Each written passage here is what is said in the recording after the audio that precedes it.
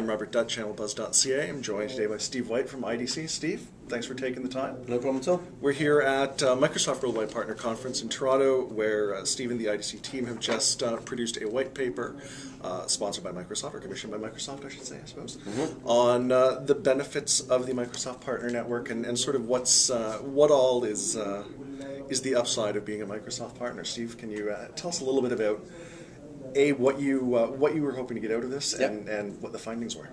Yeah, so we were commissioned by Microsoft to do this, trying to get an understanding of how much partners can actually get out of being a partner of Microsoft and the various suite of benefits. And we call it a suite of benefits because there's a lot of benefits in there. Not everything applies to everyone. That kind of made it a bit of a challenge when we came to try and actually value it.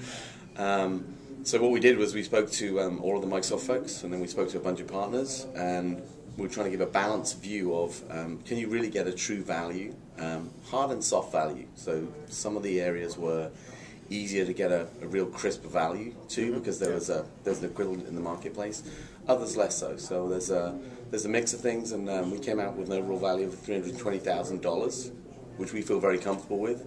And if people want to push us on that, absolutely, we can go through the workings on that. The interesting thing is we're already having some partners say to us, "Yeah, we think it's more. We think it's more." Oh, really? So it's one of those things. If you've got a lot of moving parts and you try and create a value around it, you know, there's going to be 10 answers. It depends on who you are, what role you play, and how well you're taking advantage of everything that's available. Exactly, to you. and that's one of the key things that actually came out of this for us was it is really something that we're saying to partners, really pay attention to it, because there's a lot of great benefits that aren't necessarily that partners are as aware of.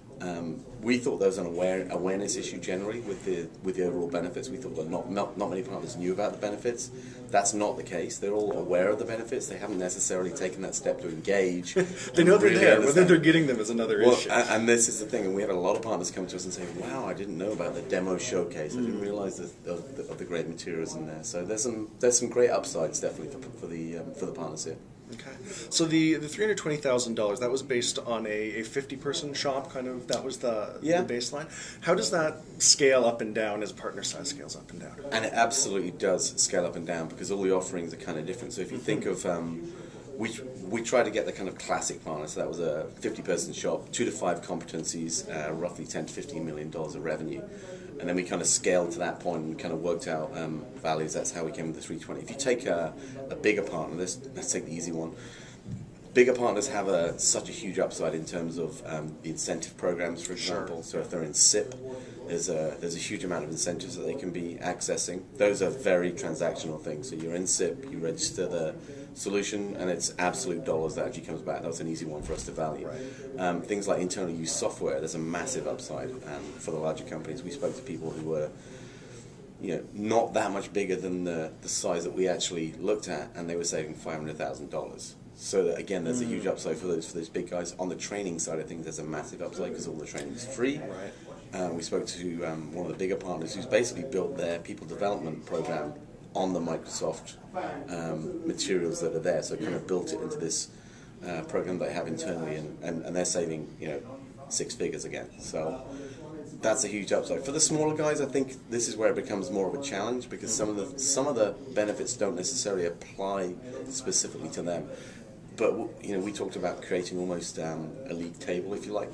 So we're saying that IUR is the first thing they should look at, which is the internal use software. If they're not using the software internally, they need to be questioning why they're actually working with Microsoft, to be honest. Because I think you need to be using the product when you're selling it to your customer. We had some great examples of that. Office 365 in the last couple of years has come around, and there was a partner who started to use Office 365 and liked it so much they actually started a practice. That's the kind of perfect model. So yeah.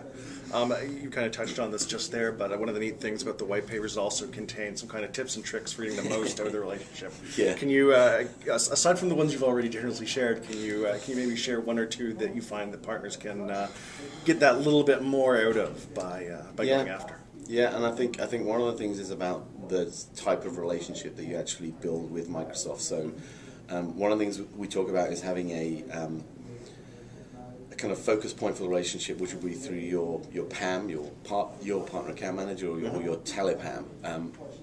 the tip that we say is basically use that as a focal point, but actually build out other areas of relationships. If you're a specialist in project, for example, build a relationship with that team, both locally and also at corporate. The thing that happens with Microsoft, because of the way they actually work, is that some of these other incentives tend to come up on a quarterly or 6-monthly basis, because that business wants to kind of turn things on a little bit more. Right. And if you have those other relationships, you may get access to those quicker. So definitely that's one of the areas we would say.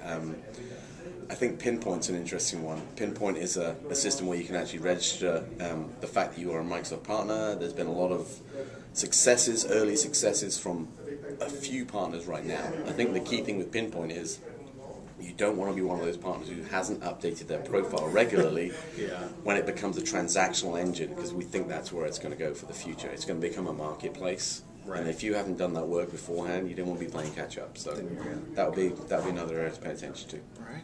Great. Thanks so much for taking the time. No problem.